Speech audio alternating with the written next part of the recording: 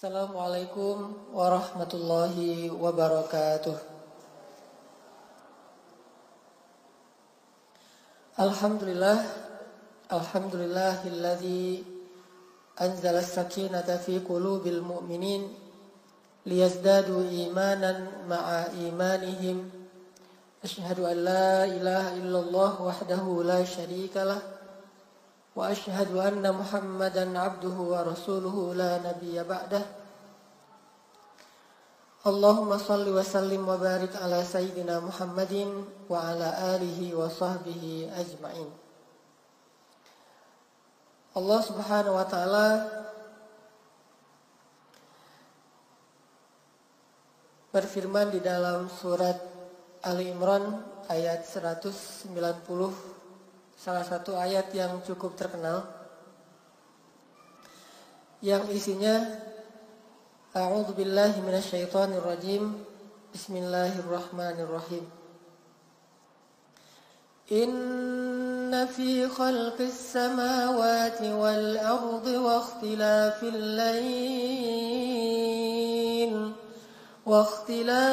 laili wan nahari laayatin liulil albab. الذين يذكرون الله قياما وقعودا وعلى جنوبهم ويتفكرون في خلق السماوات والأرض ربنا ما خلقت هذا باطلا سبحانك فقنا عذاب النار. Sadaqallahul azim. Rasulullah sallallahu alaihi wasallam bersabda, "Min husni islamil mar'i tarkuhu ma la yu'nih." Di antara tanda-tanda kesempurnaan atau baiknya Islam seseorang adalah dia meninggalkan apa-apa yang tidak bermanfaat atau berfaedah. Teman-teman yang dirahmati Allah, seperti judul kita pada sore hari ini, ibadah dalam diam. Kalimat ini adalah kalimat yang disampaikan oleh para ulama, bahwa dalam Islam itu tidak ada perbuatan ataupun kondisi yang sia-sia. Bukan hanya ucapan seseorang saja yang bisa berpahala dan bernilai ibadah. Bukan hanya perbuatan zahir saja yang bisa bernilai ibadah. Tetapi juga dalam Islam, perasaan bisa juga bernilai ibadah, bisa juga bernilai maksiat. Bisa berpahala, bisa berdosa. Perasaan. Jadi kita punya perasaan suka atau benci. Suka dan benci ini bisa anugerah dari Allah, bisa musibah. Bisa ibadah, bisa maksiat. Bisa berpahala, bisa menambah dosa. Padahal cuma suka doang tuh. Mencintai sesuatu atau benci terhadap sesuatu. Suka kepada sesuatu atau enggan terhadap sesuatu. Itu aja bisa bernilai pahala, bisa bernilai dosa. Makanya cinta itu adalah anugerah dari Allah. Tetapi ketika dia disalahartikan, bisa menjadi musibah dan salah satu di antara fitnah-fitnah syaitan. Itu perasaan dalam Islam. Sehingga kita mengenal dalam sunnah Nabi itu ada namanya sunnah sirah. Sirah itu artinya yang tampak pada diri Rasulullah SAW. Ada juga sunnah yang dikenal dengan istilah sarirah. Sarirah itu yang tidak tampak tentang Rasulullah SAW. Dan yang tidak tampak ini disebut dengan batin. Urusan-urusan di dalam diri beliau. Termasuk apa yang membuat Nabi suka, apa yang membuat Nabi tidak suka. Hal-hal yang Nabi senang, hal-hal yang Nabi tidak senang. Hal-hal yang buat Nabi marah, hal-hal yang buat Nabi bahagia. Termasuk diamnya Nabi SAW adalah sunnah yang dikenal dengan istilah sunnah sarirah, atau sebagiannya kadang-kadang termasuk dalam kategori takririyah atau persetujuan Nabi SAW. Ini artinya teman-teman bahwa dalam Islam ibadah bukan hanya dilakukan secara zahir, tampak, ruku, sujud, berdiri, dan amal-amal zahirnya. Tetapi ibadah juga bisa kita lakukan padahal kita tidak melakukan gerakan-gerakan sholat. Padahal kita tidak menginfakkan harta secara terlihat zahir, tetapi tetap bernilai ibadah di sisi Allah Subhanahu wa taala. Dan salah satunya adalah ibadah melalui tafakkur tentang kebesaran Allah Subhanahu wa taala. Jadi bisa ibadah dengan merasakan perasaan-perasaan yang baik, bisa juga ibadah dengan memikirkan hal-hal tentang kebesaran Allah. Ini dua-duanya ibadah dalam diam. Kayak misalnya kita tuh ngelihat ada orang yang hijabnya baik, bagus gitu. Hijabnya lebar. Terus juga kalau laki-laki kelihatan misalnya secara zahir orangnya rajin tilawah Al-Quran. Lalu dalam hati kita muncul rasa suka. Muncul rasa senang. Muncul rasa respect, tertarik, takjub kepada pemandangan itu.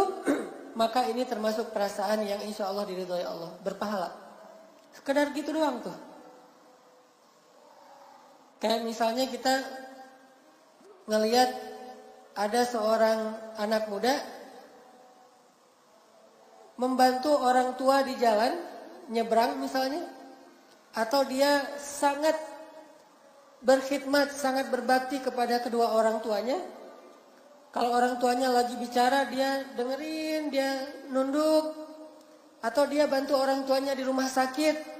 Kita ngelihat seorang laki-laki atau seorang anak muda berakhlak mulia. Lalu muncul rasa respek di dalam hati kita. Itu perasaan yang berpahala. Kayak gitu aja udah berpahala. Sama kayak kita merasa respek atau tertarik ketika melihat orang yang misalnya pulang balik masjid, rumah, atau di kantor begitu sudah waktunya sholat zuhur, dia yang duluan berwudu, dia yang ke musola lebih dulu, dia yang mengumandangkan azan di kantor kita. Lalu kita muncul rasa tertarik, kagum, takjub kepada orang kayak gitu. Ini adalah perasaan yang diridhoi oleh Allah dan berpahala insya Allah. Demikian juga sebaliknya. Ada orang yang ilfil, melihat cewek berhijab, dia ilfil, bete gitu. Nggak gitu-gitu amat kali, sok soleh atau apalah, pakaian ninja dan seterusnya. Walaupun dia tidak mengatakan dengan lisan, sekedar punya rasa tidak suka saja, itu berdosa di sisi Allah.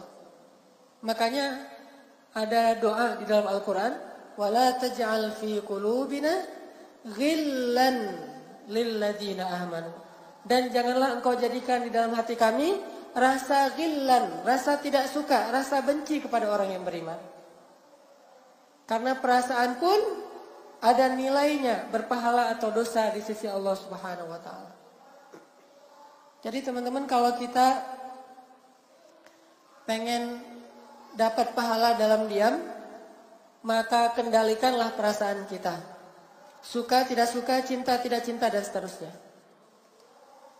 Sampai ada hadis tentang keistimewaan mencintai karena Allah. Dan itu banyak. Mencintai saja dan tulus cintanya. Seperti hadis tentang halawatul iman. Ayyakunallahu wa rasuluhu ahabba ilaihi mimma siwahuma. Ketika Allah dan Rasul lebih dia cintai dari apapun juga. Perasaan cinta itu adalah iman. Begitu juga perasaan benci. Ayyakraha ayyauda ilal kufri kama yakrahu ayyuqadhafa finnar. Poin yang ketiga dari hadis tentang nikmatnya iman adalah benci terhadap dosa, terhadap kekufuran, sebagaimana dia benci jika dia dilemparkan ke dalam api neraka. Perasaan cinta dan benci. Jadi jangan katakan bahwa Islam itu tidak ada kebencian. Ada, tapi kebenciannya terhadap kebatilan. Kebenciannya terhadap kedurhakaan. Kebenciannya terhadap kerusakan. Kebenciannya terhadap kejahatan. Jadi bukan hanya aliran cinta saja, tapi tidak ada bencinya. Ini tidak balance. Atau benci saja, tidak ada rasa cintanya sama sekali. Ini juga tidak baik. Karena cinta dan benci bisa menjadi tanda-tanda keimanan seseorang, bahkan berpahala di sisi Allah Subhanahu wa taala, walaupun cuma diam saja. Sehingga kita perlu mengintrospeksi diri, teman-teman. Apa yang membuat kita kadang benci? Apakah masalah subjektif, hanya tersinggung perasaan kita, berarti benci kita ini benci yang tidak diridhoi Allah? Apakah karena urusan harta, berarti benci kita ini benci yang tidak diridhoi oleh Allah? Gara-gara persaingan bisnis jadi benci. Gara-gara ada yang nilainya lebih tinggi dari kita, jadi benci sama dia.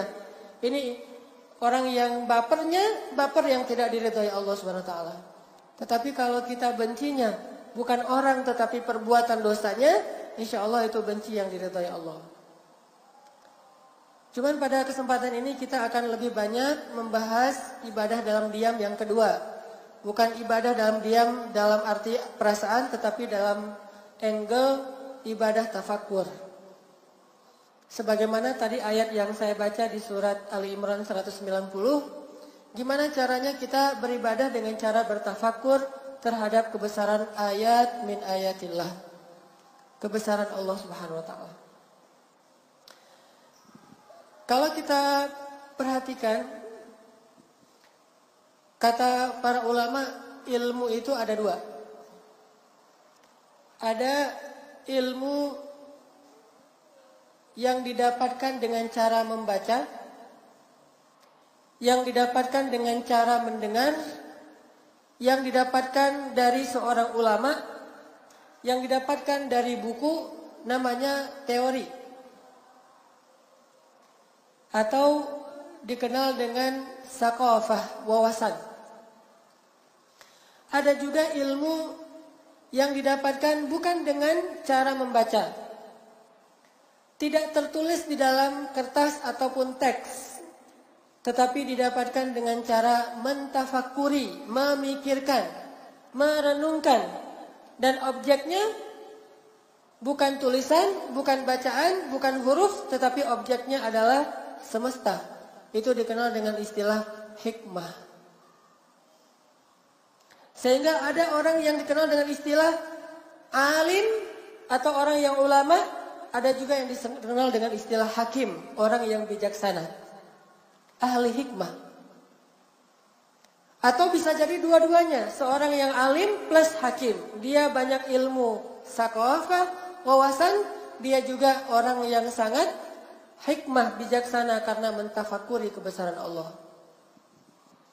Dan kalau kita lihat di dalam Al-Quran, salah satu orang yang Allah sebutkan hakim atau Allah berikan hikmah itu adalah Nabi Yahya alaihissalam. Sejak kecil udah dikasih hikmah. Ya Yahya khudil kitaba biquwah wa atainahul hukma sabiyya. Sejak kecil Allah sudah memberikan hikmah kepada Nabi Yahya. Apa maksud hikmah? Nabi Yahya lebih paham kitab Taurat daripada ayahnya sendiri, yaitu Nabi Zakaria. Padahal Nabi Yahya itu belajar Taurat dari Nabi Zakaria, tetapi beliau lebih mengerti Al-Taurat daripada ayahnya. Kenapa? Karena banyak tafakkur. Dari kecil hobinya itu sama dengan sepupu beliau, Maryam. Senangnya itu duduk di sebuah tempat yang terbuka, lalu mentafakuri kebesaran Allah Subhanahu wa taala. Itu juga yang dilakukan oleh Nabi Daud dan diteruskan oleh Nabi Sulaiman. Nabi Daud hobi banget duduk di alam terbuka, kemudian mentafakuri kebesaran Allah, lalu berzikir kepada Allah, lalu diikuti oleh semesta. Bertasbihlah bersama Daud gunung, jibal. Bertasbihlah bersama Daud tuyur atau burung-burung, semuanya ikut bertasbih bersama Daud. Dan itu tidak dilakukan dalam bentuk ritual di dalam sholat atau di dalam masjid, tetapi di alam terbuka. Jadi bisa dibilang teman-teman, tafakur itu adalah hobinya para nabi. Jadi kalau ada CV para nabi gitu ya, nama Yahya, lahir di Palestina misalnya, nanti hijrahnya sampai ke Yordan. Hobi misalnya tafakur. Kalau kita mungkin traveling, kalau saya mungkin main air gitu ya. Kalau para nabi itu hobinya tafakur. Bukan hampir, semua nabi itu senang tafakur. Semua nabi. Walaupun yang terkenal adalah Nabi Ibrahim, tafakur. Lihat bintang, ini Tuhan gak ya? Lihat bulan, inikah Tuhan? Lihat matahari, benarkah ini Tuhan karena dia lebih besar? Tafakur dalam mencari kebenaran. Lalu Allah membimbingnya kepada kebenaran. Lalu terkenal juga tafakurnya Sulaiman. Terkenal juga tafakurnya Nabi Ayub ketika beliau sakit. Terkenal juga tafakurnya Nabi Musa ketika di Madian dan di Bukit Tursaina. Terkenal juga tafakur yang sangat banyak dari para anbiya. Makanya Nabi Yahya lebih paham kitab Taurat daripada Zakaria. Karena salah satu hobi yang paling disukai Yahya itu sejak dari kecil adalah tafakur. Dari kecil. Makanya buat ibu-ibu nih, biasakan anak kita tafakur, Bu. Gimana caranya? Pancing, kasih dia pancingan, kasih dia semacam clue gitu buat dia mentafakur. Biasakan dia, bantu dia, bimbing dengan tafakur. Misalnya pas lagi jalan, ngelihat apa, kaitkan dengan Allah. Apapun yang terjadi dikaitkan dengan Allah. Apapun yang terjadi dihubungkan dengan Allah. Harus dihubungkan dengan Allah. Itu yang dilakukan oleh para anbiya dan orang-orang soleh. Kayak ada adegan kalau kita baca kisah Nabi Yahya. Suatu hari Nabi Zakaria seharian gak ketemu dengan anaknya Yahya. Sehingga khawatir terhadap keselamatan Nabi Yahya. Soalnya orang-orang Bani Israel tuh senang banget menyakiti para anbiya. Dan banyak yang pengen membunuh Nabi Yahya.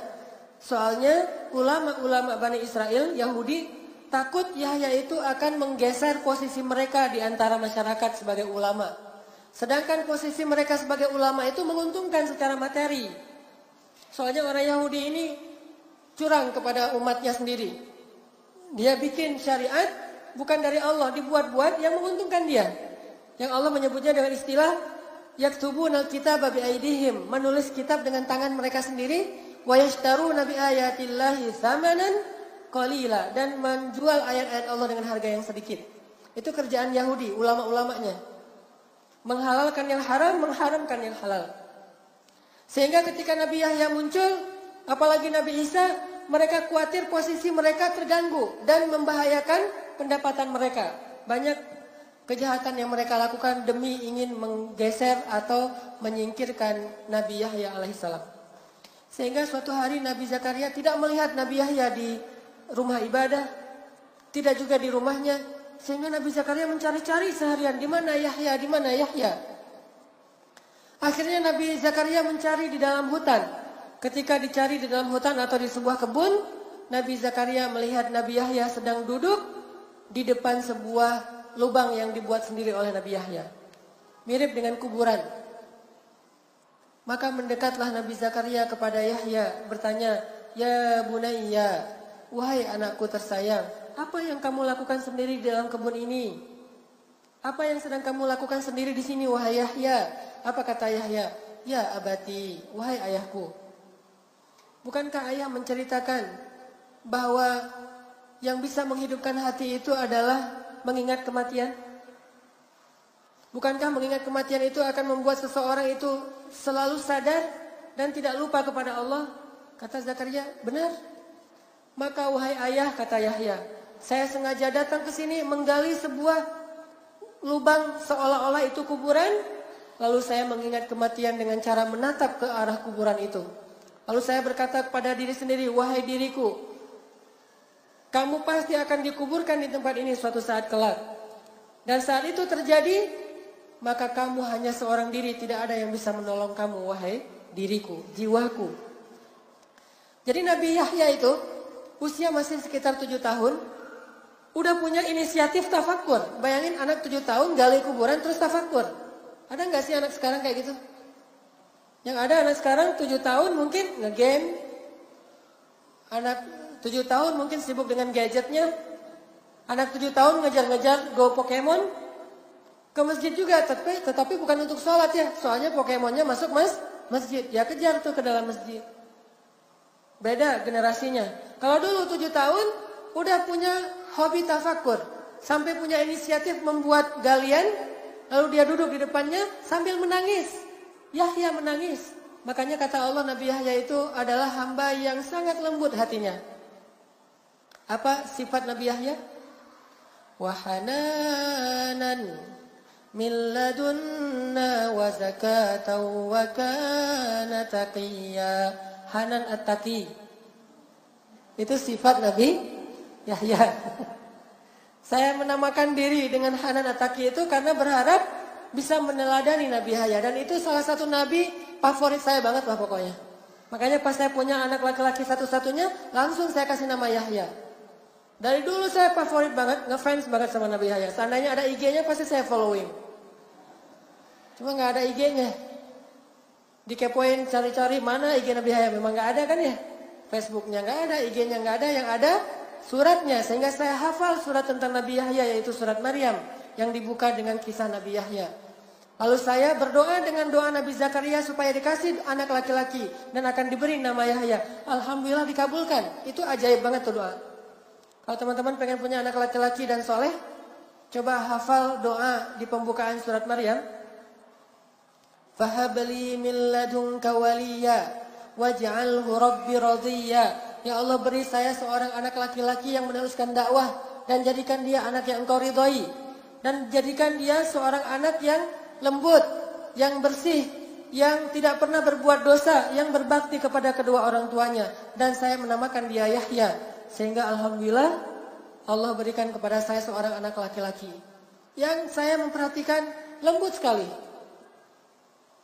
Anak saya yang bernama Yahya luar biasa, lembut sekali. Gak pernah marah-marah. Kalau dia marah pun minta disayang. Kalau kita marah, sayang aja katanya. Gak mau dimarahin. Dari lahir suaranya ketika udah bayi lahir kan teriak-teriak tuh. Saya punya anak pertama namanya Aisyah, kedua Maryam, ketiga Yahya, keempat Mutia. Kalau Maryam ini lahir teriak-teriak. Karena emang bidannya bapaknya sendiri. Saya yang menjadi bidan, lahir tidak ada dokter, tidak ada bidan, saya tarik aja kepalanya. Jadi pas dia keluar dari kandungan, yang pertama dia lihat wajah saya. Wah, ini bapak saya. Sehingga dia dekat banget sama saya. Kalau saya ke laut, surfing, dia ikut. Nih namanya juga, lahir yang pertama dia lihat adalah muka saya. Tapi teriaknya, suaranya lantang gitu. Layaknya bayi. Kalau Yahya, pas lahir suaranya pakai irama. Gitu. Wah, ini pakai irama Kurdi nih. Jadi kayaknya saya membaca ini ada bakat gift suara, sehingga kalau mengaji lebih mudah daripada yang latihan. Itu Nabi Yahya, lembut sekali hatinya, dan semakin sering tafakur, semakin lembut hati Nabi Yahya. Dan tidak pernah berbuat dosa. Walam yakun jabbaran asiyya, tidak pernah berbuat maksiat. Itu orang nggak pernah buat dosa satu-satunya. Semua manusia nanti di akhirat akan dihisab dosanya. Ada yang diampuni, ada yang tidak diampuni. Kecuali Yahya tidak punya dosa. Tidak punya kesalahan sama sekali. Wassalamun alaihi yawma wulida wa yawma yamutu wa yawma yub'atsu hayya. Tafsir dari kalimat itu, keselamatanlah bagi Yahya hari dia dilahirkan, hari dia diwafatkan, dan hari dia dibangkitkan, semuanya selamat. Dan maksud selamat ketika hari dibangkitkan, dia tidak punya dosa ketika dia bangkit. Bersih dari dosa. Dan salah satu hobi laki-laki atau anak muda yang luar biasa ini adalah tafakur. Sehingga dia lebih paham Taurat daripada ayahnya. Bahkan dia yang mengajarkan awalnya Taurat kepada sepupunya yang masih kecil yang bernama Isa alaihissalam. Sampai kelak Isa dapat wahyu Injil, baru Yahya mengikuti Isa dan belajar Injil kepada Isa. Jadi gantian nih. Pertama Yahya dulu ngajarin Taurat, habis itu Isa yang ngajarin Injil. Sehingga ketika mereka akan berpisah, Yahya hijrah ke Yordania, sedangkan Isa tetap di Palestina. Mereka saling memberi nasihat. Kata Yahya, ya Isa, nasihatin gua dong. Kan kita mau pisahan nih. Beri saya nasihat wasiat, ausi ini. Nasihatin gua dong Yahya, Isa. Kata Isa, kamu jangan kebanyakan menangis. Itu nasihat Nabi Isa kepada Yahya, jangan kebanyakan nangis-nangis saja. Bukan cengeng ya, karena beliau orang yang tangguh, bahkan anak seorang seorang tukang kayu. Jadi Nabi Zakaria, Yahya ini orang yang tangguh secara fisik. Tetapi nangisnya itu karena takut kepada Allah. Sehingga disebut kasirul buka, sangat banyak menangis. Asal malam tuh di rumah Yahya pasti terdengar orang menangis. Setiap malam di rumah Yahya ada orang menangis dan Nabi Yahya sedang menangis. Rabbi, gimana saya ya Rabbi, nanti di akhirat gimana ya Rabbi, ampunilah dosa saya, ampunilah dosa keluarga saya dan seterusnya. Nangis saja sepanjang malam. Karena tafakur. Wahai Yahya, jangan terlalu banyak dan sering menangis, kata Isa. Terus Isa balik, wahai Yahya, sekarang beri saya nasihat juga sebelum kita berpisah. Apa kata Nabi Yahya? La taghdab, jangan sering marah-marah. Karena Nabi Isa ini keras orangnya. Jadi beda banget nih. Nabi Isa tegas, Nabi Yahya lembut. Kayak Umar dengan Abu Bakar. Selalu kayak gitu orangnya. Kayak Musa dengan Harun. Musa keras, Harun lembut. Umar keras, Abu Bakar lembut. Isa keras, Yahya lembut. Allah bikin selalu seimbang di antara dakwah-dakwah hamba-hambanya. Selalu harus berjalan kayak gitu. Kalau dominan salah satunya, nggak akan sempurna. Sehingga kata Nabi Yahya, ya Isa, jangan kebanyakan marah. Bersabarlah gitu. Karena Nabi Isa kalau ngelihat kemungkaran, wah dihabisin sama Nabi Isa. Jadi spesialis kemungkaran. Kayak di Indonesia kan ada nih, yang dakwahnya spesialis nahi mungkar, ada yang dakwahnya spesialis amar ma'ruf, ada yang dakwahnya dengan spesialis segmen A, B, C sampai Z. Maka mereka pun berpisah. Nabi Yahya pergi ke Yordania, yang sekarang disebut dengan tepi barat dan tepi timur. Kemudian Nabi Isa tetap di Palestina. Ini hobinya Nabi Yahya. Sehingga kalau teman-teman baca kisah para sahabat, orang tuh makin sering menangis, makin sering tafakur, makin dalam ilmu hikmahnya. Orang kalau sering tafakur, terus di hatinya tuh dilembutkan dengan air mata. Karena air mata ini membersihkan jiwa, membersihkan hati, sehingga makin lama makin lembut, peka banget. Tafakur, nangis, makin peka. Tafakur lagi, nangis, peka. Terus aja gitu. Ternyata ini pendidikan luar biasa loh. Bahkan kalau nggak sekolah pun cukup tafakur aja, ini udah jadi orang hebat nih. Nggak usah sekolah yang sifatnya akademik misalnya. Walaupun itu sesuatu yang baik. Dia nggak sekolah akademik pun, dia kerjanya tafakur aja setiap hari, itu aja udah menjadi orang yang luar biasa. Karena ini adalah sekolahnya para nabi. Ini mata kuliahnya para sahabat. Ini materi pendidikannya keluarga-keluarga para anbiya. Tafakur. Dan ini sudah jarang dibahas di sekolah-sekolah kita. Kalau tidak dibahas di sekolah, harusnya dibahas di rumah. Tetapi juga di rumah sedikit. Kalau teman-teman tahu, saya awal tahu dakwah itu gara-gara tafakur. Dulu ketika saya sekolah, pesantren namanya. Pesantren kita itu pesantren modern. Campur ikhwan akhwat. Sehingga tetap aja namanya campur, ada kenangan-kenangan kayak gitu-gitu deh. Ada yang suka-sukaan gitu ya. Kecuali saya doang. Kenapa? Karena saya nggak ada yang mau. Untung ya. Untung saya fisik biasa aja, wajah biasa aja. Terus juga secara materi keluarga saya orang miskin. Terus prestasinya juga nggak unggul-unggul amat. Sehingga tidak ada yang mau. Kalau pengen sih pengen, cuma nggak ada yang mau, gimana ya? Dan saya mah apa atuh? Jadi nggak ada. Ada aja adegan-adegan kayak gitu. Belum lagi nanti pesantren kita itu pernah menjadi pesantren yang ikut lomba band. Malah salah satu band yang cukup terkenal di Aceh tuh dari pesantren. Biasanya anak band mah dari SMA, ini mah dari pesantren. Dulu lagunya tuh lagu-lagu yang agak-agak underground. Jadi pesantren lagunya underground. Tapi macam-macam, ada yang seleranya dangdut aja kuc-kuc hotahe. Ada yang underground, ada yang pop, Westlife dulu mah masih masa-masa Boyzone, The Moved, gitu-gitu deh. Ini pesantren. Kalau saya karena senang reggae, Bob Marley. Jadi lagu-lagunya tuh lagu-lagu reggae. Sampai akhirnya Dan waktu itu udah ada Raihan, Hijaz, lagu-lagu nasyid. Kita memang gak suka lagu-lagu nasyid. Dianggap, cemen gitu. Sampai akhirnya suatu hari ketika lagi liburan sekolah, saya lagi main bola di depan masjid. Masjid di Aceh itu kan halamannya luas-luas tuh. Kita bisa main bola di depan masjid. Ternyata di masjid itu lagi ada jamaah tabligh khuruj di situ. Kan jamaah tabligh mah khuruj antar masjid ke masjid ya, 3 hari, 40 hari gitu. Ada jamaah dari Pakistan lagi khuruj di masjid saya di Banda Aceh. Pas kita lagi main bola, pas istirahat habis main bolanya habis asar, mendekati maghrib kita istirahat, dipanggil sama salah satu amir jamaah dari Pakistan yang lagi khuruj di situ. Sini gitu, pakai bahasa Inggris. Come here. Akhirnya saya datang, duduk di sebelah dia senyumin aja, senyum orang soleh. Dari senyumnya aja udah nambah iman ya. Kalau senyum kita kan mematikan. Ini senyumnya menghidupkan. Ada orang yang senyum mematikan hati, ada orang yang senyumnya menghidupkan hati.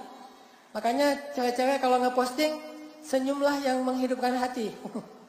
Senyumnya ditutup dengan cadar, jadi gak kelihatan. Kalau senyum kita berlebihan, malah mematikan hati orang yang melihat. Ini orang soleh senyum ke saya, jadi saya kayak dapat ilham, dapat hidayah gitu. Oh, orang soleh ya gitu. Jadi orang yang di pesantren gak tahu apa-apa tentang agama, hanya belajar teori saja. Saya tahu fikih sholat, saya tahu fikih puasa dan seterusnya, belajar fikih, tetapi tidak punya semangat yang baik. Tidak menjadi orang yang soleh, yang berimbang dengan ilmunya. Sampai amir atau pemimpin jamaah ini bilang ke saya sambil nunjuk ke langit.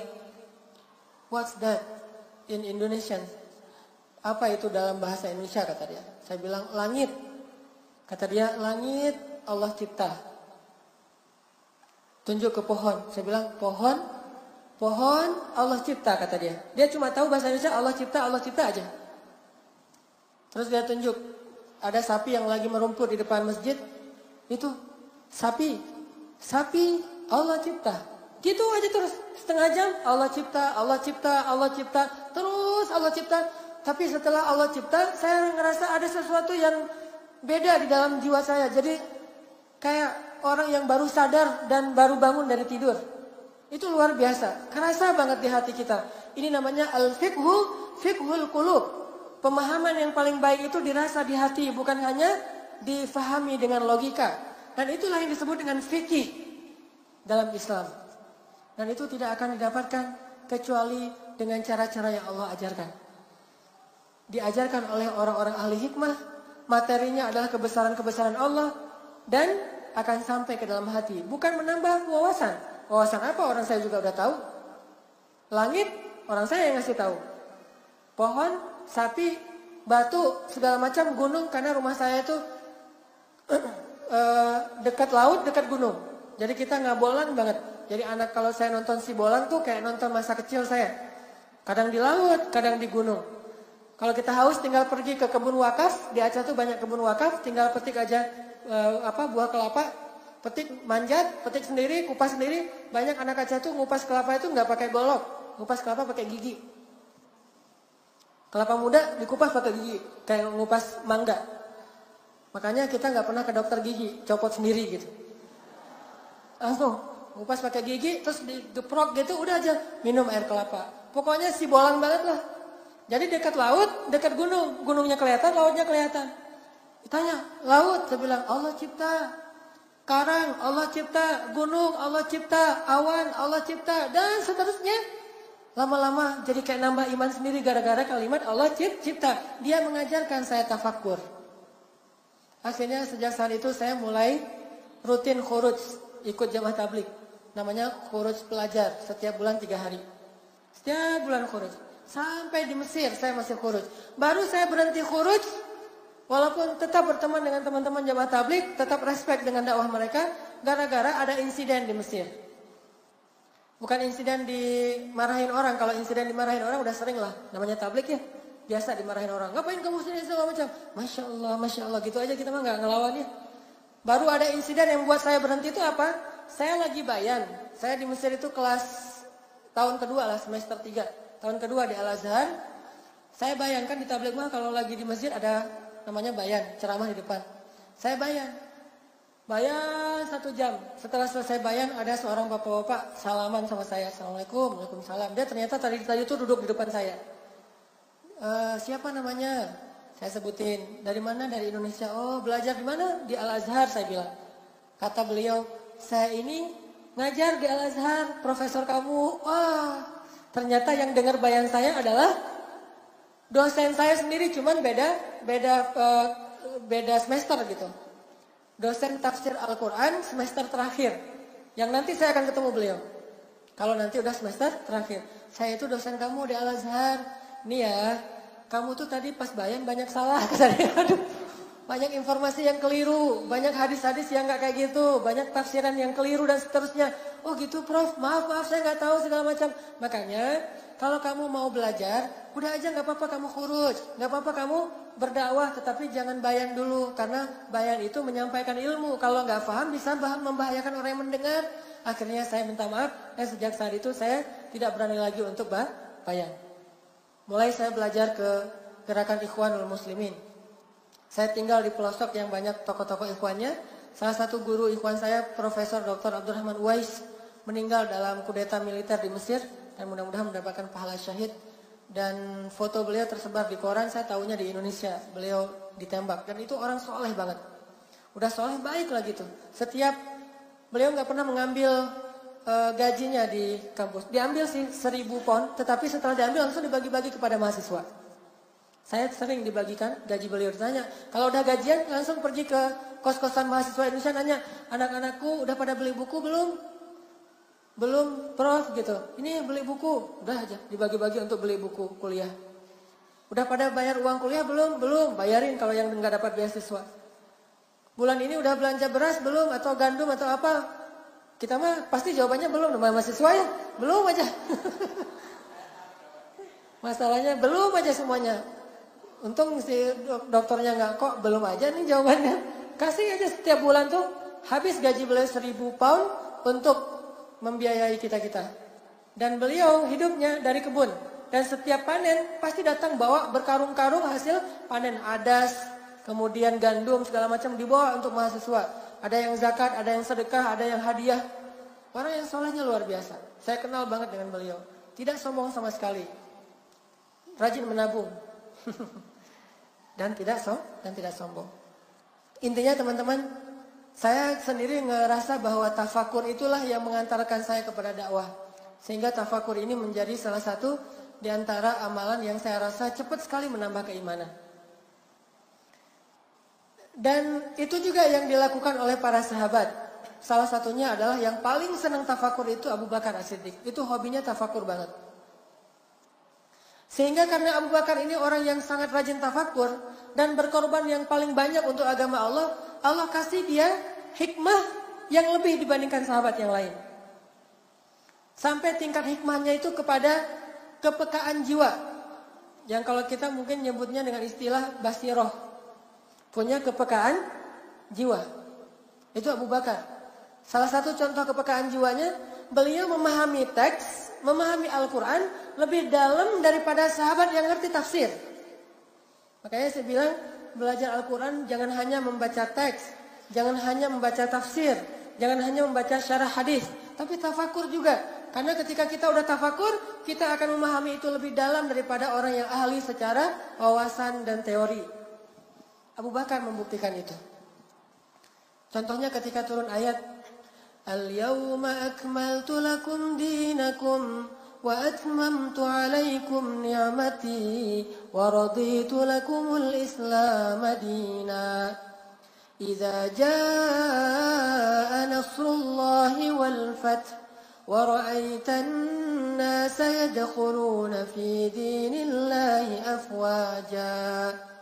Ketika ayat ini turun, ayat tentang sempurnanya agama, sudah lengkap semua syariat, maka semua para sahabat itu bertakbir karena bahagia. Allahu Akbar, agama sudah sempurna, syariat sudah utuh, syariat sudah lengkap, bertakbir semuanya. Kecuali Abu Bakar menangis. Mereka mengira ayat ini adalah ayat berita gembira. Agama sudah sempurna, akan dimenangkan oleh Allah. Berarti ini ayat berita gembira, mereka bertakbir. Sedangkan Abu Bakar menangis. Lalu orang-orang bertanya, "Ma yubkika ya Abu Bakar? Kenapa engkau menangis wahai Abu Bakar?" Abu Bakar mengatakan, "Memang ini adalah ayat berita gembira. Tetapi di sisi yang lain, ketika Allah sudah menyempurnakan agamanya, berarti tugas Nabi sudah selesai. Dan jika tugas Nabi sudah selesai, berarti sebentar lagi Nabi akan kembali kepada Tuhannya dan akan berpisah dengan kita." Baru para sahabat menangis semuanya. Jadi loadingnya beda. Kalau Abu Bakar tuh nggak ada buffering, cepat gitu. Kenapa nggak ada bufferingnya? Loadingnya cepat karena beliau punya kepekaan jiwa yang lebih dan memahami teks lebih dalam daripada orang ahli tafsir. Ibnu Abbas saja nggak sepaham itu. Padahal Ibnu Abbas ini hibrul ummah, ahli Al-Quran. Salim Maula Abi Huzaifah, hamilul Quran. Ibnu Mas'ud, qari'ul Quran, qari'nya Nabi SAW. Tetapi ketika turun ayat ini, mereka memahami secara teori. Abu Bakar memahami apa yang ada di balik itu, namanya hikmah.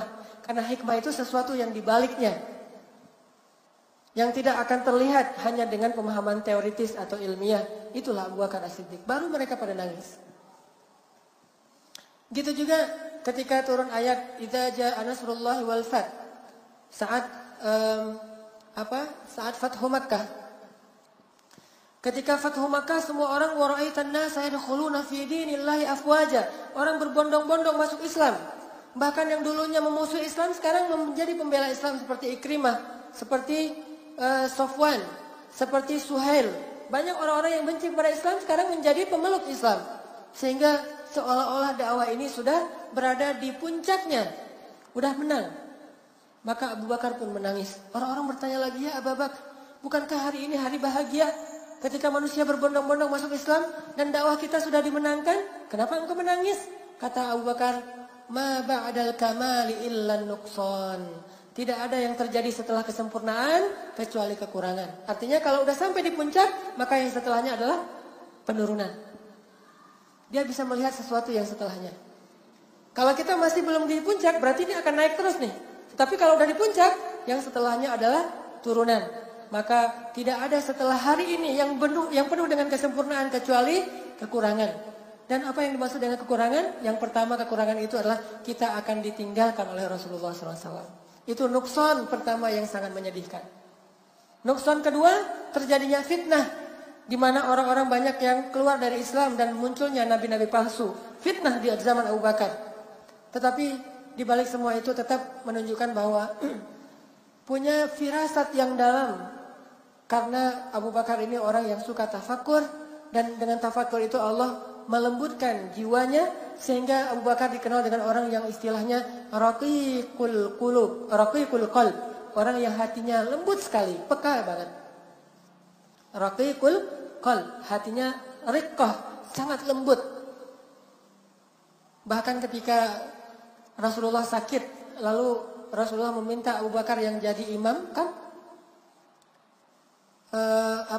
Suruh Abu Bakar untuk menjadi ya ummun nas, menjadi imam bagi orang-orang. Kata Rasulullah kepada Bilal, "Ya Bilal, cari Abu Bakar, suruh dia jadi imam." Lalu Bilal mencari-cari Abu Bakar, gak ketemu.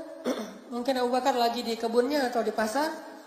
Karena ini sudah waktunya sholat, akhirnya Bilal berinisiatif menyuruh Umar jadi imam. Bayangin, ini ijtihadnya Bilal. Karena menurut Bilal kalau nggak ada Abu Bakar ya Umar. Dan benar juga. Sesuai dengan nanti urutan khilafah. Habis Abu Bakar Umar. Jadi Bilal juga ngerti. Cuman dalam hal ini Rasulullah nggak setuju. Begitu Umar, kata Bilal, "Ya Umar, kamu jadi imam. Rasulullah nggak bisa ke masjid, lagi sakit." Oh gitu, ya udah. Udah dikumpulin orang. Begitu Umar bertakbir, kan suara Umar itu keras banget tuh. Allahu Akbar. Dan Nabi rumahnya di sebelah masjid. Mendengar suara Umar, apa kata Nabi? La, amma hadza fala. Jangan. Kalau yang ini jangan nih, jangan. Kata Rasulullah teriak dari dalam rumahnya. Langsung Umar membatalkan sholat, nyari Bilal, dipukulin Bilal sama Umar. Lo, ngapain lo nyuruh gua jadi imam? Rasulullah aja gak setuju. Kata Umar. Nabi saking gak setujunya tuh sampai teriak-teriak. La, gak boleh. Yang ini gak boleh jadi imam. Maksudnya gak boleh dia jadi imam selama masih ada Abu Bakar. Akhirnya Umar langsung balik badan nyari. Bilal. Aduh Umar. Ya Bilal, Celaka kamu, kata Umar. Kenapa kamu suruh saya? Sementara Rasulullah nggak setuju. Kata Bilal, emang sih Rasulullah tuh nyuruhnya Abu Bakar, cuma nggak nemu. Saya udah ngepo-ngepoin, nggak ada yang aktif handphonenya. Di miss call nggak diangkat, di japri nggak dibaca, nggak kerit aja tuh. Atau gimana, ini udah waktunya sholat. Akhirnya semuanya pada dikerahkan nyari-nyari Abu Bakar. Pas Abu Bakar datang, baru Abu Bakar menjadi imam dan Rasulullah diam. Setuju dengan keimaman Abu Bakar. Nah, ketika Rasulullah menyuruh Abu Bakar jadi imam, Aisyah protes. Karena Aisyah itu anaknya sendiri, anaknya Abu Bakar. Protes, ya Rasulullah, suruh orang lain, jangan Abu Bakar. Sesungguhnya Abu Bakar itu orang yang lembut sekali hatinya. Kalau dia jadi imam, saya khawatir lebih banyak menangisnya daripada bacaannya. Bayangin, baru Bismillahirrahmanirrahim. Alhamdulillahi Rabbil Alamin. Udah aja nangis. Nangis, ini kapan selesainya nih, nangis melulu. Karena Abu Bakar itu kalau baca Quran, satu ayat baca, nangisnya kayak udah baca satu lembar. Baca lagi satu ayat, nangisnya lama seperti baca satu lembar. Nangis saja, karena hatinya lembut. Dan dia paham sesuatu yang tidak difahami secara teori. Tafakkur. Sampai pada waktu subuh, setelah setelah Rasulullah selesai sholat, Rasulullah berdiri di atas mimbar. Ini hari subuh terakhir Rasulullah sebelum wafat. Itu hari terakhirnya Rasulullah di muka bumi. Rasulullah berdiri dalam keadaan lemah, keringetan, lagi meriang berat, dan itu sakit keras beliau.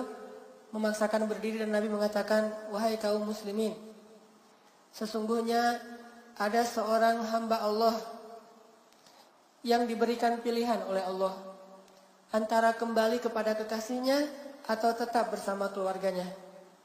Maka hamba itu pun memilih untuk kembali kepada kekasihnya karena dia rindu kepada kekasihnya. Langsung Abu Bakar yang duduk di depan mimbar nangis. Umar terus noleh Abu Bakar. Abu Bakar, ngapain nangis? Bisa aja itu yang dimaksud adalah Bani Israel. Laki-laki itu adalah Bani Israel. Jadi Umar memahami Nabi lagi berkisah nih. Ada seorang laki-laki yang diberikan pilihan. Mau kembali kepada kekasihnya atau tetap bersama keluarganya. Dia memilih kembali kepada kekasihnya karena tidak tahan dengan rindu kepada kekasihnya. Oh, ada ya Bani Israel. Kirain sama Umar Bani Israel orang soleh. Lalu Abu Bakar mengatakan, ya Umar, tahukah kamu siapa laki-laki itu?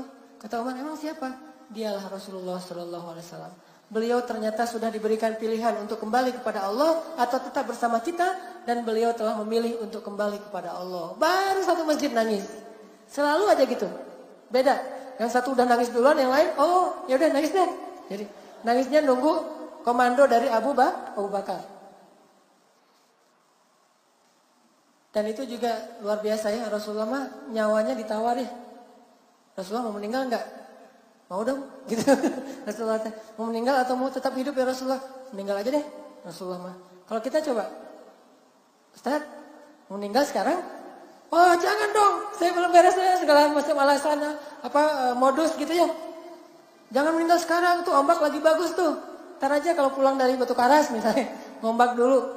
Ini artinya Rasulullah itu sampai nyawanya aja ditawar sama Allah. Malaikat yang datang tuh nggak enak hati, cabut nggak ya, nggak tega, Kayak seorang dokter mau nyuntik anaknya sendiri. Kalau nyuntik anak orang kan nyuntik aja kan ya. Atau mau mengkhitan putranya sendiri kan. Gimana nih, kasihan nih anak saya, udah kamu gak usah dikhitan aja deh. Padahal dia dokter ahli khitan, yang orang lain mah dikhitan aja, dia mah nggak berani karena nggak tega. Begitu malaikat mau mencabut nyawa Rasulullah, malaikat nggak tega. Nyabut dikit-dikit. Pas Rasulullah mengatakan sakit gitu, oh ya, jangan, dilepas sama malaikat. Jadi nyawanya tuh mau dicabut, dilepas lagi. Sakit ya Rasulullah, maaf, nggak jadi lagi tuh. Cabut lagi nggak jadi. Bukannya Rasulullah mudah, susahnya mungkin gara-gara malaikat nggak tega tuh. Jadi pelan dicabut. Nabi kesakitan langsung dilepas lagi. Saking cintanya malaikat kepada Rasulullah SAW. Sampai gak tega banget mau nyabut nyawa Rasul. Belum lagi nanti malaikat Jibril duduk di sebelah Nabi. Seolah-olah kayak sahabat dekat banget megangin Nabi. Pas Nabi lagi dicabut nyawanya ngelihat ke arah Jibril. Jibril berpaling. Sampai Nabi bertanya, ya Jibril, apakah engkau benci melihat wajahku? Kata Jibril, bukan ya Rasulullah, saya gak tega. Coba bayangin. Adegannya sampai segitu banget tuh. Rasulullah lagi dicabut nyawanya, Jibril gak mau ngelihat. Gini aja Jibril, coba bayangin Jibril yang perkasa, tiba-tiba jadi gitu. Gak mau ngelihat, aduh gak tega ya Rasulullah dicabut nyawanya. Coba kalau yang lain, yang mana orangnya diliatin gitu ya, ditonton sama malaikatnya. Ini mah gak ditonton karena malaikat gak tega. Dan ternyata Abu Bakar paham tentang hadis itu. Umar nggak paham. Ini orang yang rajin tafakur. Terus sahabat lain yang rajin tafakur dan sangat peka adalah Utsman bin Affan. Utsman ini juga punya basirah, rajin tafakur, Allah berikan kepekaan di dalam jiwanya. Saya pernah cerita mungkin pada masa kekhalifahan Utsman jadi Amirul Mukminin, Utsman itu juga selain presiden, dia imam di masjid, dia juga yang mengajarkan Al-Quran. Jadi presiden, imam, ulama sekaligus. Ini Khulafaur Rasyidin tuh empat-empatnya kayak gitu. Ideal gitu ya. Dia presiden, dia imam masjid, dia juga yang ngajarin ilmu. Terutama Ali yang paling luar biasa di antara empat ini kalau ilmunya. Nah, Utsman lagi ngajarin ilmu Al-Quran di masjid. Dan mereka tuh sangat menghargai majelis ilmu. Bagi mereka mencari ilmu itu bukan berapa lama belajar, bukan ijazah, bukan berapa banyak teori yang diajarkan, tetapi keberkahan dari ilmu. Sehingga di antara adab duduk dalam majelis ilmu yang bagi mereka itu wajib, walaupun secara fikih tidak wajib, adalah sebelum masuk ke dalam majelis ilmu berwudu. Itu mereka tuh. Berwudu dulu. Udah gitu pakai baju yang bagus, yang bersih. Kemudian pakai parfum, khususnya untuk laki-laki, pakai parfum. Udah gitu, diam gitu. Saking diamnya, majelis ilmu di zaman sahabat, Nabi kalau lagi ngomong, itu di masjid kayak gak ada orang. Nabi kayak lagi ngomong sendiri, gak ada suara sama sekali. Jangankan suara, gerak aja gak ada. Seolah-olah kata para ulama, saking gak bergeraknya mereka mendengar Nabi menyampaikan ilmu, seandainya burung hinggap di atas kepala mereka, tuh burung bisa bikin sarang di atas kepala mereka. Saking gak bergerak. Ada nggak di zaman kita duduk nggak bergerak sampai lalat, nyamuk, wah kenyang semuanya. Alhamdulillah ini majelis ilmu, saya senang makan minum darah di sini. Karena nggak ada yang gerak. Digigit nyamuk juga nggak kayak gini, diem aja. Kenapa itu teh? Sakinah. Mungkin kalau di kita ada, cuman matanya tertutup, duduknya di tiang. Kalau kita nyebutnya tembokers itu. Bersandar di tembok, terus tutup mata, dapat sakinah. Dan jangan dibangunkan kalau kayak gitu. Biarkan dia lagi dapat ketenangan dari langit. Sakinah. Cuman belum mawaddah ya, masih jomblo soalnya. Baru sakinah. Nah, pas zaman Utsman jadi Amirul Mukminin, Utsman lagi ngajarin ilmu di masjid. Datanglah seorang laki-laki, muridnya Utsman bin Affan. Ketika dia berada di teras Masjid Nabawi di depan masjid, nggak sengaja laki-laki ini melihat aurat seorang perempuan yang melintas. Jadi ada seorang cewek lewat pakai hijab, tiba-tiba ada angin kencang menyingkapkan hijabnya dan terlihat rambutnya sekilas, langsung dia tutup lagi. Nah, laki-laki ini melihat aurat itu, rambut cewek sekilas nggak sengaja di depan masjid. Karena dia anggap ini sesuatu yang tidak sengaja, belum lagi nanti hadisnya itu berarti adalah ramah segala macam karena pandangan pertama nggak sengaja. Dia anggap ini bukan dosa, sehingga dia tidak beristighfar. Namanya juga sekilas nggak sengaja, cuma rambut doang kan ya. Masuklah dia ke dalam masjid, kayak gini, langsung duduk di antara jamaah. Begitu dia duduk, Utsman mengatakan, saya melihat ada seorang laki-laki yang masuk kepada kita untuk mencari ilmu. Padahal di matanya masih ada bekas zina, kata Utsman. Coba. Di matanya ada bekas zina. Laki-laki ini langsung terperanjat, kaget gitu. Langsung dia mengatakan, ya Utsman, apakah masih turun wahyu kepadamu setelah Rasulullah? Artinya kan Rasulullah orang Nabi terakhir. Bagaimana engkau tahu bahwa saya barusan melihat sesuatu yang tidak baik? Sehingga engkau mengatakan ada bekas zina di matanya. Apakah telah turun wahyu kepadamu setelah Rasulullah? Apa kata Utsman? Ittaqu farasatal mu'min.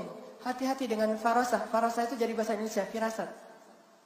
Hati-hati dengan firasat orang yang beriman. Bayangin, ngelihat cuma sekilas, rambut doang, gak sengaja pula. Nuntut ilmu disuruh keluar sama Utsman, kecuali dia beristighfar. Gimana kalau yang lebih dari itu? Sengaja nyari, browsing, ngepoin, ngeklik, ngelihatnya bukan cuma rambut, dan sengaja, dan gak sekilas, dan lebih dari rambut. Kira-kira gimana tuh nuntut ilmunya?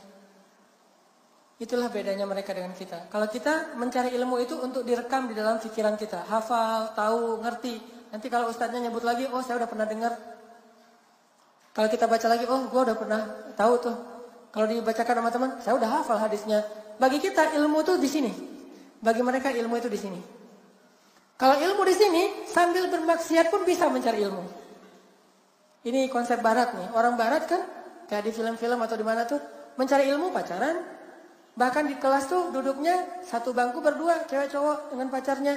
Nanti ada live party misalnya, ada misalnya summer party segala macam, tetap aja ada party-partian. Tetapi juara kelas, berprestasi, nilainya bagus, doktoralnya di usia masih 20 tahun. Karena ilmu mereka cuma di sini.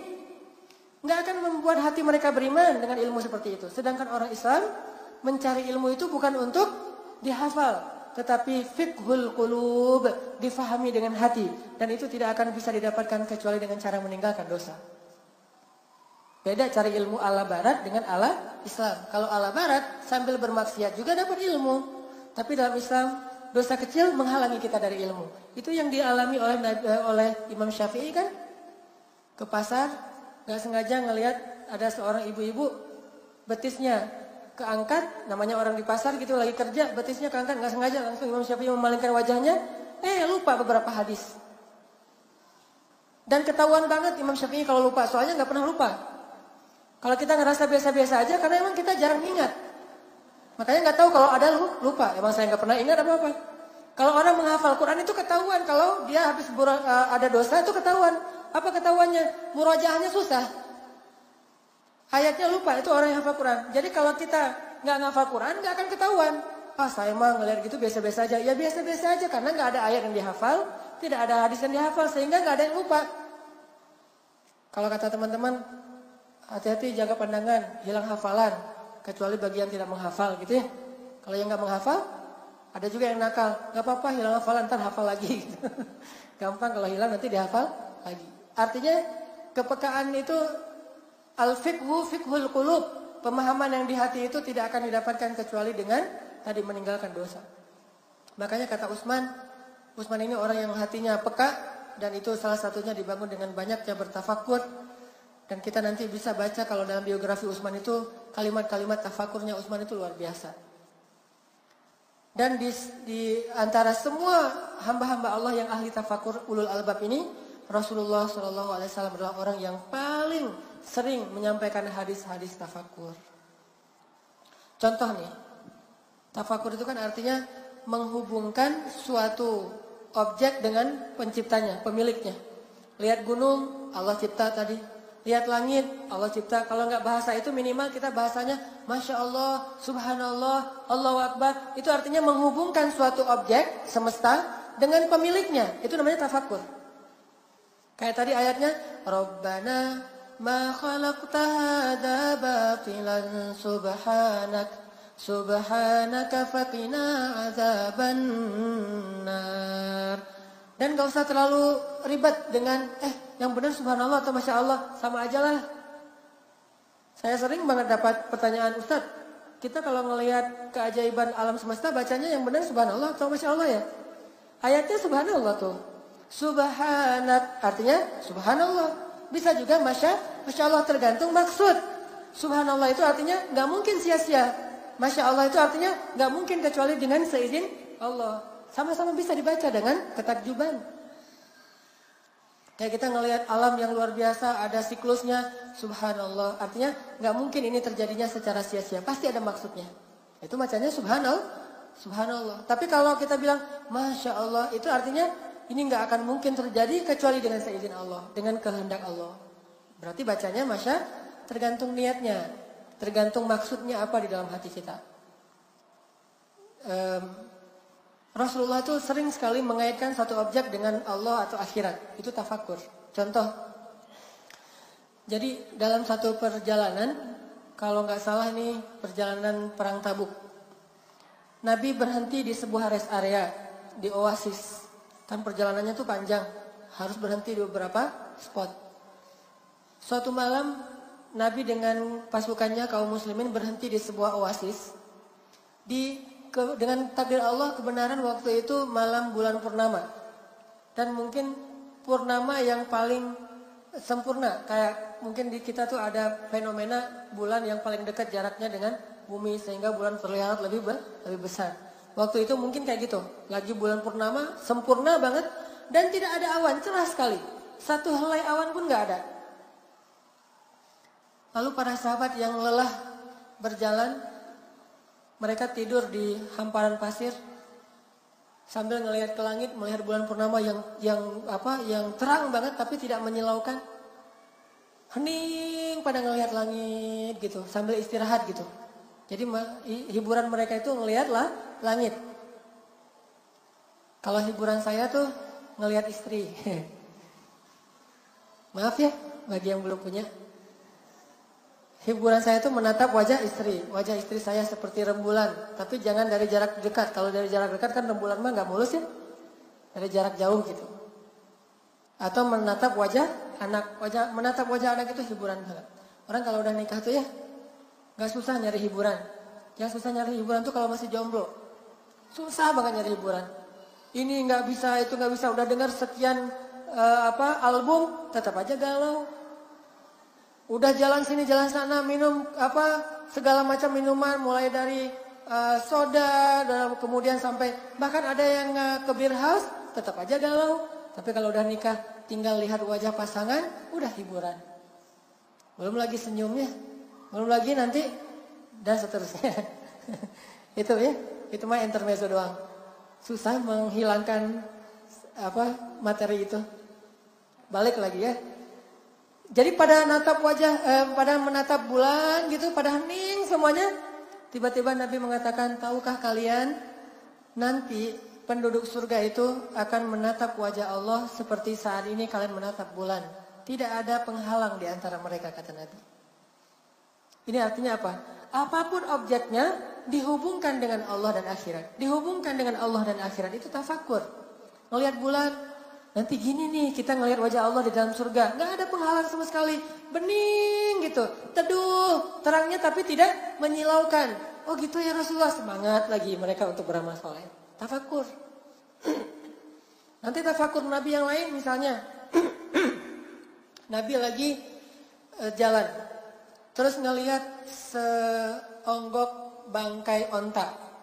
Jadi ada bangkai onta yang sudah dipenuhi belatung. Dan onta itu namanya onta saibah. Saibah itu artinya onta yang menurut keyakinan orang Arab jahiliyah, onta yang membawa sial, kutukan.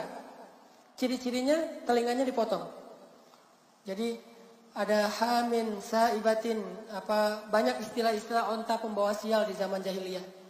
Nah, onta ini kalau udah dipotong telinganya, nggak ada yang mau makan dagingnya, tidak ada yang mau minum susunya, dan tidak ada yang mau menungganginya. Kenapa? Dianggap onta pembawa sial. Hidupnya aja nggak ada yang mau, apalagi matinya. Jadi Nabi lagi jalan ngelihat satu bangkai saibah, onta yang dipotong telinganya dan dipenuhi belatung, bau bangkai luar biasa. Terus Nabi bilang kepada para sahabat, "Hei, siapa di antara kalian yang mau membeli bangkai ini?" kata Rasulullah. Sahabat heran, "Ya Rasulullah, dikasih gratis juga kami nggak mau. Jangankan udah mati, hidup juga nggak ada yang mau ya Rasulullah, onta saibah." Kata Nabi, "Sesungguhnya dunia di mata Allah nilainya lebih rendah daripada bangkai ini di mata kalian." Ini namanya tafakur. Ngelihat apa aja dihubungkan dengan Allah.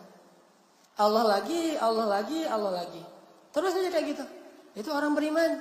Nggak pernah lupa sama Allah. Yadhkurunallaha qiyaman wa qu'udan wa 'ala junubihim. Dengan cara wa yatafakkaruna fi khalqis samawati wal ardh. Baru dia bilang Rabbana, Rabbana, Rabbana. Sehingga jadi kebayang bagi para sahabat, oh gitu ya.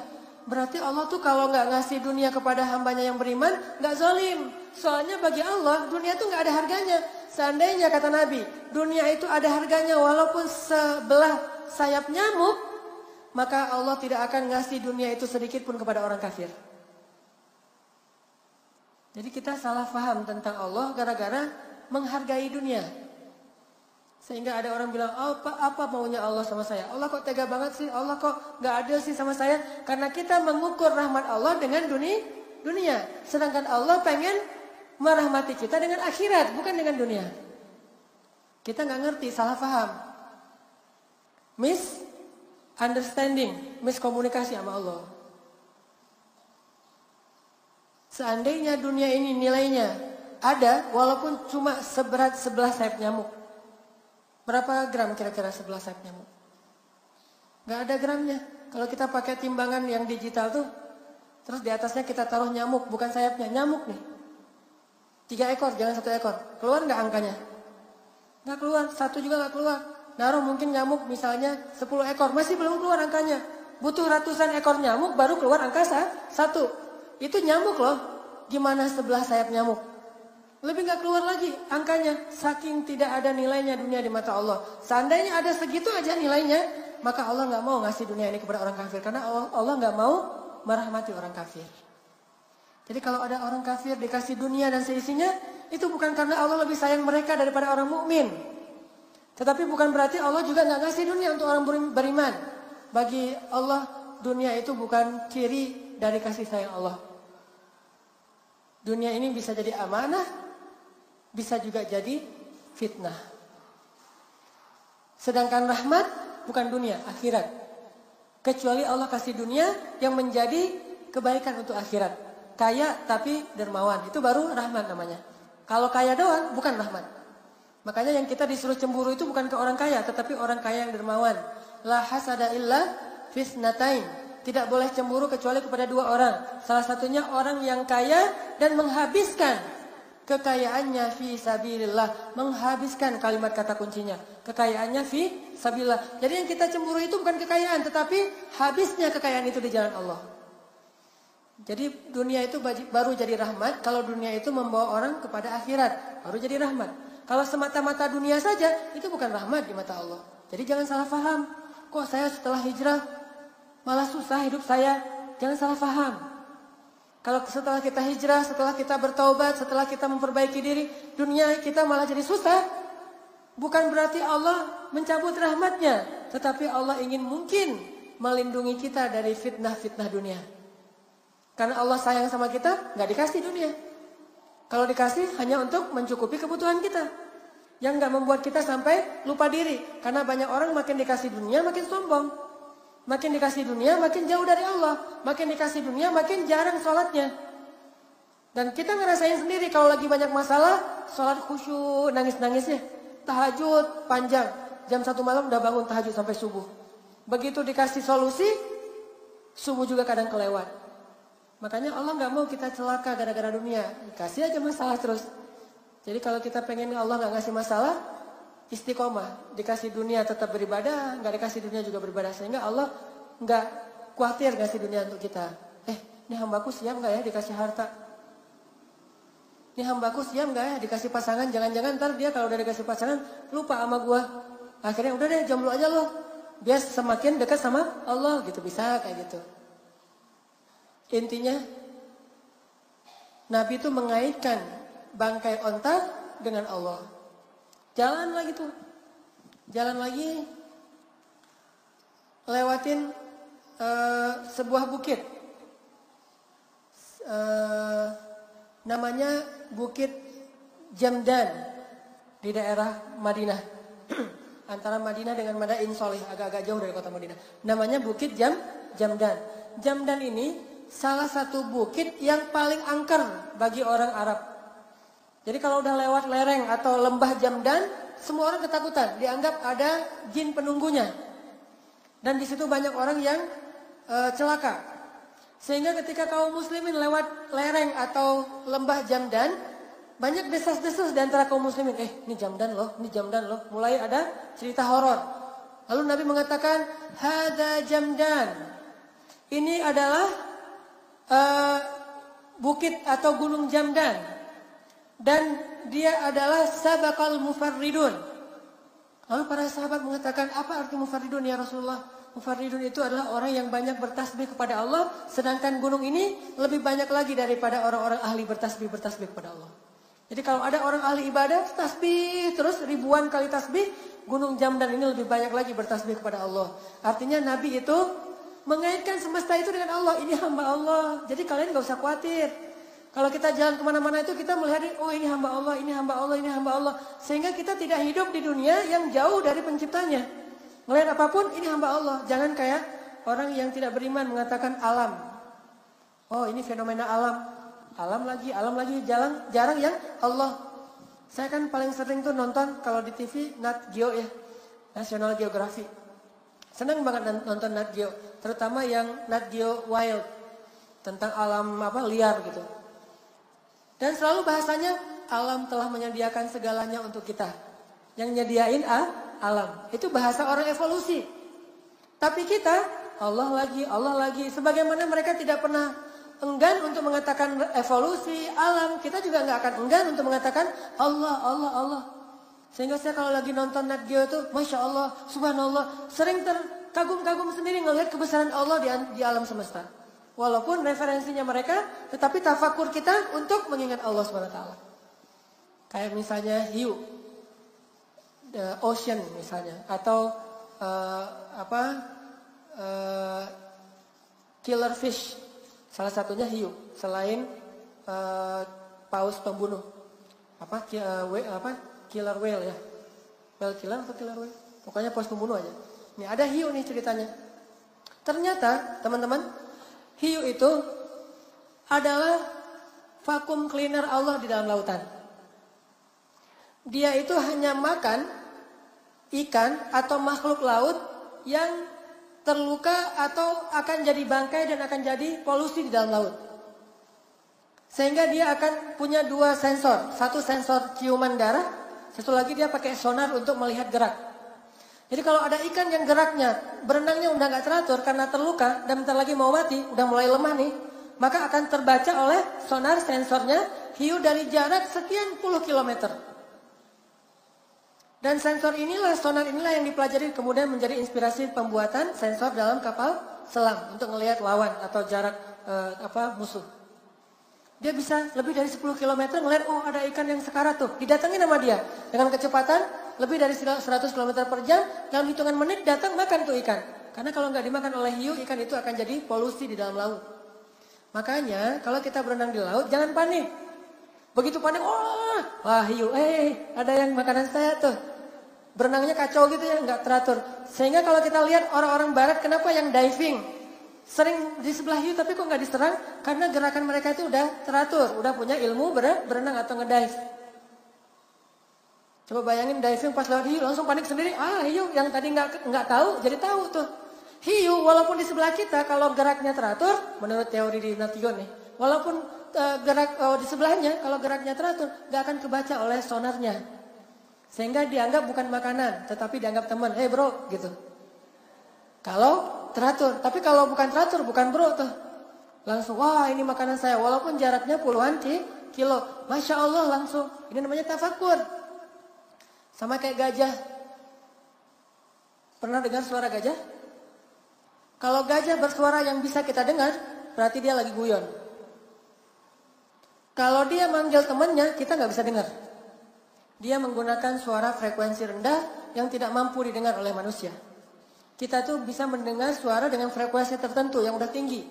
Itu aja kadang-kadang, masih ya. Gajah teh memanggil temannya dalam jarak sampai 12 km itu dengan frekuensi rendah yang kita aja nggak dengar di sebelahnya. Kita di sebelah gajah nih. Kita nggak tahu ternyata dia lagi manggil temannya 12 kilo. Kita yang di sebelah dia nggak dengar. Beda indra. Gimana kita tahu gajah lagi manggil temannya? Telinganya dibuat tegak gini, kemudian di bawah pipinya itu kembang kempis. Itu berarti dia sedang mengeluarkan suara frekuensi rendah yang didengar oleh temannya 12 kilo lebih, dan dia mengatakan, teman-teman, ini ada makanan nih. Ini ada kebun tebu. Akhirnya temannya yang dari jarak 12 kilo langsung datang. Kalau dalam teknologi kita disebut dengan share location. Jadi dia nge-share log ke temennya tuh pakai frekuensi rendah. Langsung, oh iya ntar sinyalnya putus-putus nih kata temennya teh. Ngejar langsung ke spot itu dan nggak meleset sama sekali. Allah maha besar. Tidak ada yang sia-sia yang Allah ciptakan. Makanya tafakur. Nabi itu suka sekali mentafakuri sesuatu dan dikaitkan dengan Allah. Atau minimal dengan akhirat. Naik gunung Uhud. Kata Nabi, Uhud adalah gunung yang kami mencintainya, dia mencintai kami. Uhud itu salah satu gunung-gunung surga. Dan seterusnya. Pokoknya tafakur aja. Makanya coba kalau teman-teman jalan, namanya bukan tadabbur alam ya. Kalau tadabbur mah Al-Quran. Kalau teks itu ditadaburi, kalau alam itu ditafakuri. Namanya bukan tadabbur alam tapi tafakur alam. Coba tafakuri kebesaran Allah Subhanahu wa taala. Dan fungsinya satu melembutkan hati, kedua menambah iman, ketiga memunculkan kepekaan dan pemahaman yang dalam diri kita. Inilah salah satu hobi para anbiya, terutama Rasulullah SAW, beribadah dalam diam, yaitu dengan cara merasa sesuatu yang baik atau yang buruk karena Allah. Dan yang kedua dengan cara memikirkan dan mentafakuri kebesaran Allah Subhanahu wa taala. Mudah-mudahan ini bisa kita amalkan, bukan hanya jadi wawasan. Sering-sering deh, malam-malam kalau mau tahajud keluar rumah dulu lihat, wah alam langit, terus baca inna fi khalqis samawati wal ard wa ikhtilafil laili wan nahar la ayatil liulil albab, baru salat. Insyaallah akan lebih berkesan. Mudah-mudahan dengan demikian kita semakin yakin sama Allah, semakin believe, semakin keep the faith, karena sering tafakur, melihat bukti-bukti kebesaran Allah, dan lebih berserah diri lagi kepada Allah Subhanahu wa taala. Barakallahu li wa lakum. Wassalamualaikum warahmatullahi wabarakatuh.